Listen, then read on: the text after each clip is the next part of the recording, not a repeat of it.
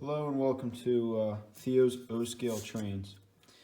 Today I'm going to show you how to make model railroading wood ties, or O-Scale wood ties. So I already made a few, and a lot of people think, oh, there's videos online about how to make these, some of them. And they go into great detail. Oh, you got to get all these paints and spend all this money. I found a cheaper and easier way, and I think this is the best way to do it. You're going to need an X-acto knife. You need a paintbrush. You need some balsa wood. I got this from a hobby shop a while back, and I figured it out. So this is just balsa wood, and you get strips in it, strips of that. And I took this next to, I found these are the best pieces.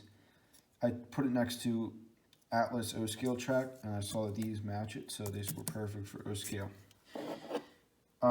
And I used this. This is dark walnut wood finish with a stain. Okay, so I'm going to start making these. So pretty much, it's not that hard to make these. You're going to take these. I already measured these out, so I'm going to take these. I'm going to put them next to them, and just going to get your X-acto knife. Watch out; these are kind of sharp.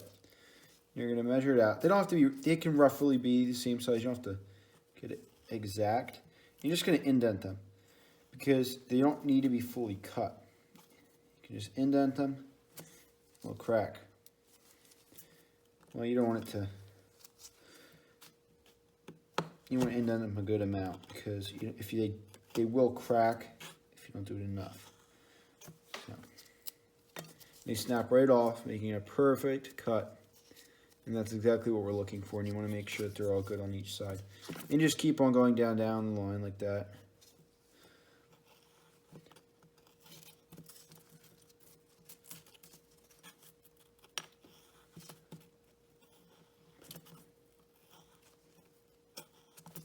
And it cracks right off.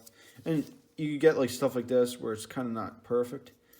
You can just do like that, or you can leave it. Because remember, these tires are going to be on the side of your railroad, and they're going to be beat up. You can carve notches in them and make them look more used. I haven't done that yet, but I know you could. And this is an easier way, but it's very cheap. This whole thing would probably cost me $10 to make, so it's perfect. You know, you're not spending too much on stuff, and you can make as many as you want. You know, you don't have to. I'm just making a small amount because I already made a lot, so. Crack them right off, and you leave them, or you can cut them. I like cutting them better. And that's how you do it. Okay, now that I have these cut, now it's time to stain them. So, be very careful opening these, because you don't want to risk it and spill this stuff, because this stuff is very, very, it's stained. So it's going to stain very, very bad. Alright, I'm going to get these, and wear gloves because this stuff is an irritant, so if you get this in your eyes or you get this on your fingers, this could make you scratch and scratch and scratch. You won't stop scratching. These are finished ones, and I didn't add a lot on these. I think I'll add a little bit more just to make them so they look more dark.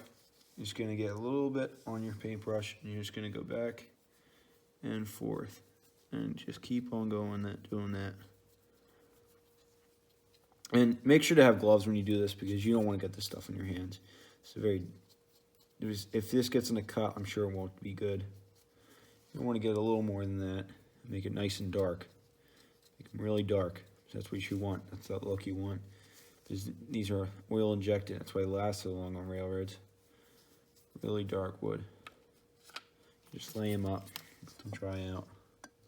And make sure to have little pieces here and there that are cut or something, because in railroads they're going to have junk pieces that they lie around and that aren't fully cut or something and they're not using.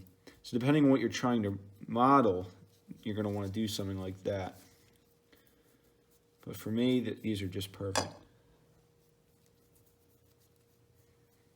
I've seen people on YouTube videos, they make these with all these different paints and stuff, and I just think this is much easier, and for what the look you're trying to get, these are just perfect. You can't beat these. Get a good spread on there, make it nice and dark.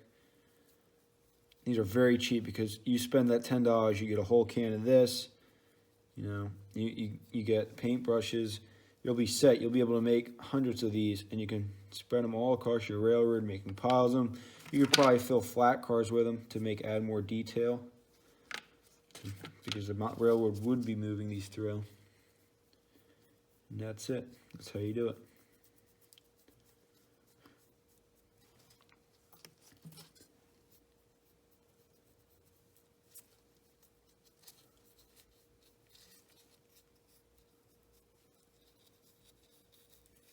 So this is the finished product of what I just did.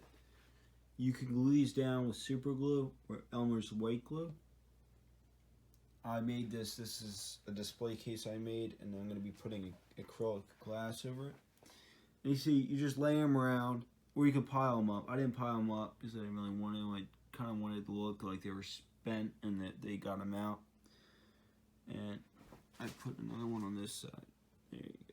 And you can pile them up on each other and just glue them in. And if you're going to use Elmer's white glue, let them sit for a little bit because that stuff takes a while. And just watch out because, as you can see, I got a little bit Elmer's white glue on top, so it doesn't look right. And I could have added more stain if I wanted to this one, but I didn't. So it's fine. I like it. From distance, it looks perfect.